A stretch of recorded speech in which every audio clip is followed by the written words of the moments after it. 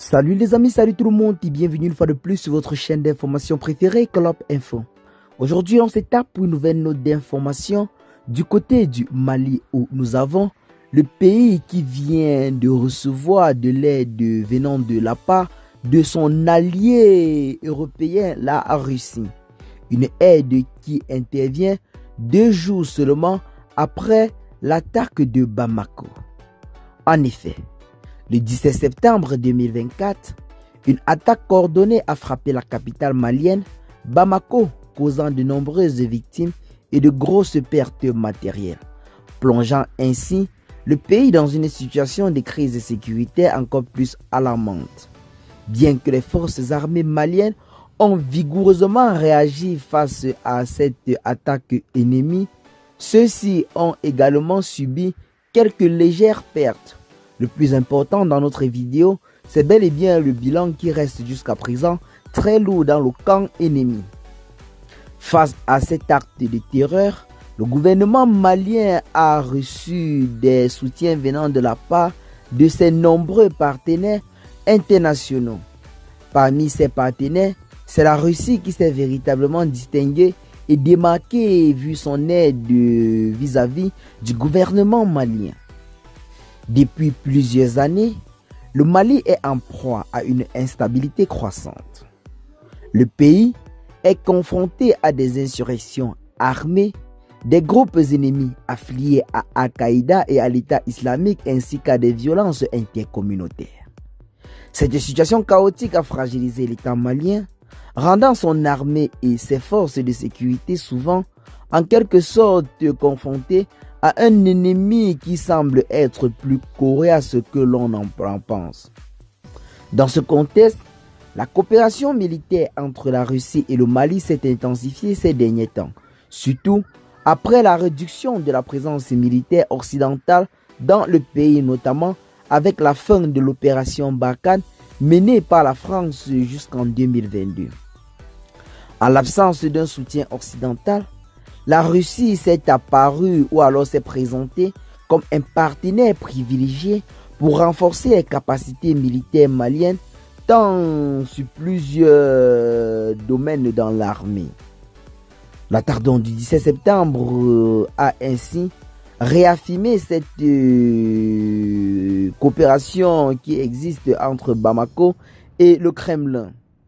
Après l'attaque de Bamako, la réponse de la Russie a été immédiate et multiple. Sur le plan militaire, Moscou a rapidement renforcé la présence de ses conseillers militaires déjà déployés sur le sol malien et envoyé du matériel supplémentaire pour soutenir les forces maliennes dans leur lutte contre ces groupes armés.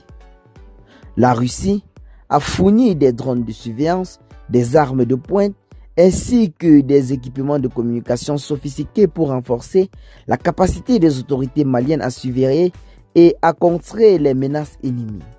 Il s'agit d'une aide cruciale pour un pays dont les infrastructures de sécurité sont souvent défaillantes, mais depuis la prise de pouvoir par le colonel Assimi Goïta, notons que l'armée malienne est véritablement montée en puissance. Cela se vérifie à travers l'équipement dont disposent en ce moment les forces armées maliennes. En parallèle, la Russie a également envoyé une assistance humanitaire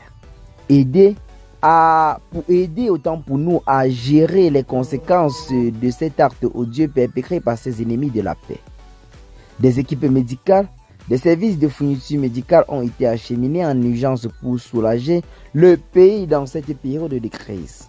Sur le plan national, cette aide a été bien accueillie par les autorités maliennes qui ont exprimé leur gratitude envers la Russie pour son soutien constant. Le Premier ministre malien a salué la réactivité de Moscou, déclarant que cette coopération stratégique est essentielle à la stabilité du pays. Du côté de la population, cependant, les avis sont partagés.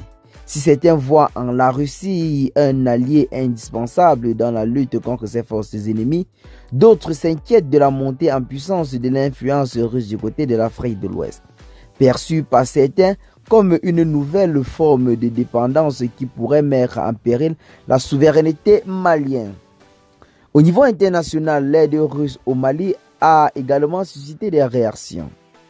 Alors que certains acteurs internationaux, notamment les pays africains, ont vu cela d'un bon œil, d'autres comme l'Union européenne, les États-Unis ou alors la France regardent avec une certaine méfiance l'influence croissante de la Russie du côté de l'Afrique, estimant que cela pourra nuire à la stabilité régionale. Pourquoi la Russie intervient-elle aussi activement au Mali? Il est essentiel de comprendre que cette aide s'inscrit dans une stratégie plus large de la Russie du côté de l'Afrique. Depuis plusieurs années, Moscou cherche à renforcer ses alliances sur le continent africain et le Mali occupe une place stratégique dans ce dispositif. Le soutien militaire et économique que la Russie apporte à des gouvernements africains lui permet de gagner en influence, mais aussi de contrebalancer la présence occidentale sur le continent. En intervenant au Mali, la Russie se positionne comme un acteur incontournable dans la lutte contre les forces ennemies en Afrique, tout en consolidant des alliances qui peuvent lui être utiles sur la scène internationale.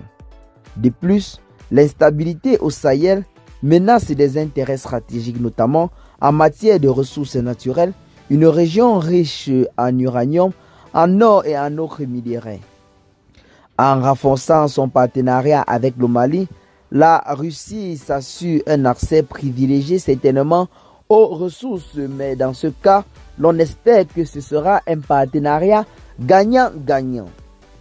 L'avenir du Mali dépendra de la capacité du gouvernement à rétablir la sécurité et à garantir la stabilité durable sur l'étendue du territoire national. Si l'aide russe permet une réponse immédiate aux menaces sécuritaires, elle soulève néanmoins des questions à long terme. Le partenariat avec la Russie permettra-t-il au Mali de se débarrasser de l'influence de ces groupes armés ennemis ou risque-t-il de créer une nouvelle forme de dépendance qui limitera la souveraineté malienne? Telle est la question qui en ce moment taraude l'esprit de plusieurs personnes. Le Mali peut-il diversifier ses partenariats internationaux ou deviendra-t-il un pion dans la rivalité géopolitique entre puissances étrangères? Donc, telles sont les deux questions que l'on se pose en ce moment en ce qui concerne cette situation.